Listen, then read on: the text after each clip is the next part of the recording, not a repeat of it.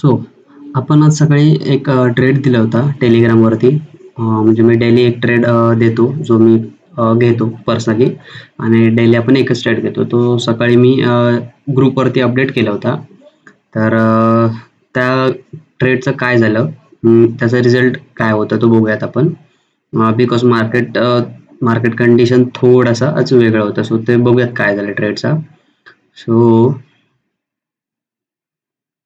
इथे बघू शकता तुम्ही, सकाळी मी 10 वाजून 2 मिनिटांनी एक अपडेट दिला होता, एक लेवल पाठवून दिली होती की माय व्ह्यू बुलिश आफ्टर दिस लेवल ब्रेकआउट. म्हणजे मी जी लेवल दिली होती 54,200ची, त्याच्यावरती जर मार्केट सस्टेन झाला तर मी पर्सनली इथून बुलिश मूव्ह एक्सपेक्ट करतोय, असा माझा आजचा मी बुलिश व्ह्यूनी काम करत होतो. सो तुम्ही चार्टवर बघू शकता, हीच ती लेवल होती 54,200 आणि 54,186 अप्रॉक्स. सो त्याच्यानंतर तुम्ही बघू शकता, इथे मी 10 वाजून 11 मिनिटांनी एक अपडेट दिला, एंट्री टेकन लेवल नॉट ब्रेकेड.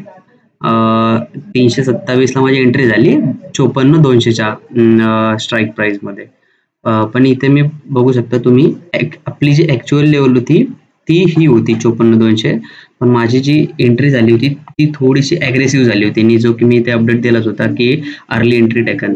म्हणजेच काय की लेवल ब्रेक व्हायच्या आधीच मी एंट्री घेतली होती, बिकॉज थोडासा आपल्याला एक ब्रेकआउटच्या अगोदर किंवा 5-10 पॉईंटचा आपल्याला एक थोडा एक्स्ट्रा प्रॉफिट होण्यासाठी. पण ते थोडं रिस्की असतं, बिकॉज ॲक्च्युअल जी आपली लेवल असते ती ब्रेक झालेलीच नसते, आणि तरीही आपण ट्रेड घेत असतो. सो एंट्री माझी या झोनमध्ये झाली होती, या कॅन्डलला एक 10-5च्या आसपास. आणि त्यानंतर तुम्ही बघू शकता की ते त्यानंतर पूर्ण मार्केट चॉपी आणि साईडवेज होता. म्हणजे काहीच मुवमेंट नव्हती, आणि जी आपली ऍक्च्युअल लेवल ब्रेक झाली होती ती तुम्ही बघू शकता की 11 वाजून 50 मिनिटांनी, म्हणजे जवळजवळ 12च्या आसपास आपली लेवल ब्रेक झाली होती. सो मी इथे अपडेट दिला होता की I am still in trade. 2 तासानंतर आपल्या साईडने मुवमेंट येते, let see the result, totally done market असं. बिकॉज तुम्ही इथे बघू शकता 12 वाजता आपल्या साईडने मुवमेंट चालू झाली, आणि ती सुद्धा एक काइंड ऑफ फेक ब्रेकआउट मिळून परत मार्केटने एक डाऊनफॉल चालू केला होता. पण आपण तरी सुद्धा ट्रेडमध्ये होता, बिकॉज आपला एसएल हिट नव्हतं झाला. आणि त्यानंतर तुम्ही बघू शकता की जवळजवळ इथे एक 3च्या आसपास, अडीच पावणे 3च्या आसपास, त्यानंतर आपल्याला इथे मार्केटने आपल्या साईडने मुवमेंट चालू केली होती. पण त्या अगोदर बघू शकता आपला जो एंट्री आपली इथे झाली, जो आपला स्टॉप लॉस झोन होता तो इथे कुठेतरी आपला स्टॉप लॉस होतो. सो आपला हिट झाला नव्हता, बिकॉज आपले जे स्टॉप लॉस असतात ते लॉजिकल असतात, त्याच्यामुळे सहसा आपले स्टॉप लॉस हिट होत नाहीत. आणि जो आपली व्ह्यू आपण जो बिल्ड करतो तो प्रॉपर ॲनालिसिस करून केलेला असतो, बिकॉज तुम्हाला इथे 2 लाईन दिसत असतील, पण त्याच्या मागे बराचसा ॲनालिसिस असतो. तो आपण या 5 मिनिटाच्या व्हिडिओमध्ये एक्सप्लेन नाही करू शकत, आपण त्यासाठी एक नवीन व्हिडिओ बनवू. सो असं असतं.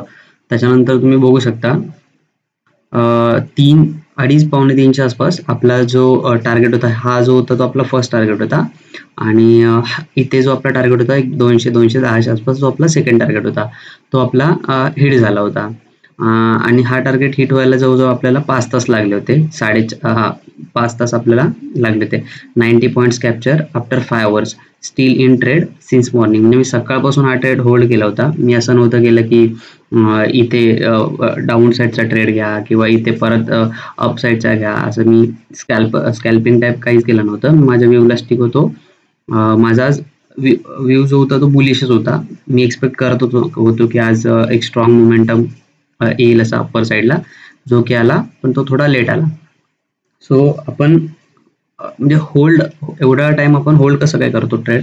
सो त्यामागचं जर लॉजिक असेल तर तुमच्या जो अनालिसिस तुम्ही करताय त्यावर तुमचा ट्रस्ट पाहिजे, सगळ्यात महत्त्वाची गोष्ट. तर तुम्ही ट्रेड होल्ड करू शकता. त्याच्यानंतर मी मागच्या व्हिडिओमध्ये सांगितलेच आहे की रिस्क मॅनेजमेंट येते, ट्रेड मॅनेजमेंट येते, अशा बऱ्याचशा गोष्टी येतात.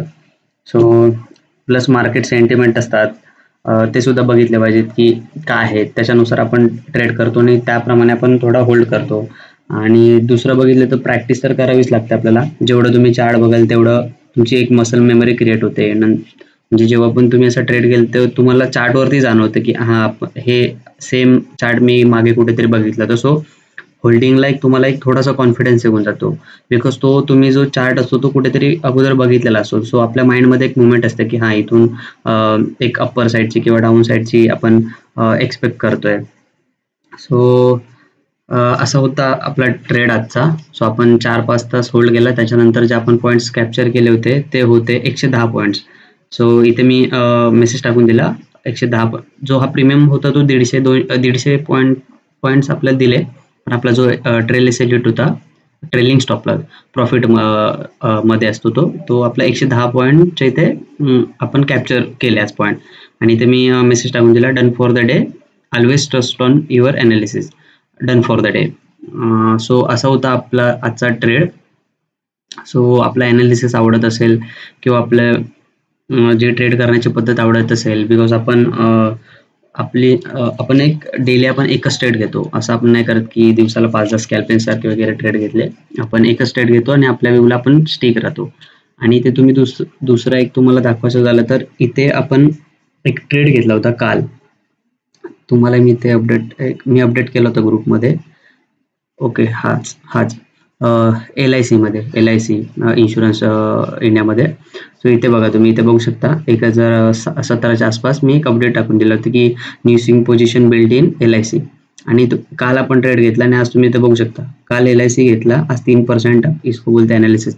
आणि इथे तुम्ही बघू शकता काल आपण घेतलं आणि आज 3% नाही, इथे 3%ची इथे मुवमेंट झाली होती. सो आपल्याला अगोदरच कळलं पाहिजे की हा इथून स्टॉक मुवमेंट देऊ शकतो किंवा इथून इंडेक्स मुवमेंट देऊ शकते, खाली जाऊ शकते, वरती जाऊ शकते. तर तुम्ही जेवढं प्रॅक्टिस कराल तसं तुम्हाला तुमची मसल मेमरी क्रिएट झाली की तुम्हाला ते जमून जाईल. सो असा होता आजचा आपला ट्रेड. व्हिडिओ आवडला तर नक्की लाईक करा, चॅनलला सबस्क्राईब करा. भेटूया पुढच्या व्हिडिओमध्ये.